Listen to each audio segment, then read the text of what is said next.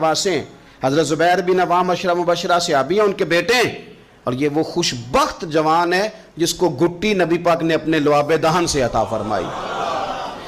یزیدی فوجوں کے خلاف امام حسین کے بعد جو آدمی باقاعدہ مرتب فوج کے ساتھ میدان میں آئے وہ حضرت عبداللہ ابن زبیر ہیں۔ مرتب کر کے اپنا لشکر لے کے نکلے۔ حضرت اسماء بوڑھی ہو گئی تھی، 90 سال عمر تھی، نظر نہیں آتا تھا۔ حضرت عبداللہ ابن زبیر جب لڑے یزیدی فوجوں کے خلاف تو کچھ ساتھی شہید ہو گئے، کچھ کے قدم پیچھے ہٹ گئے۔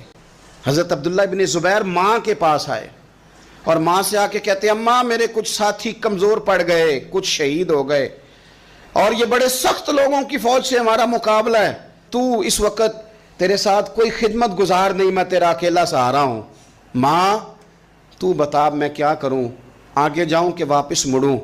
نابینا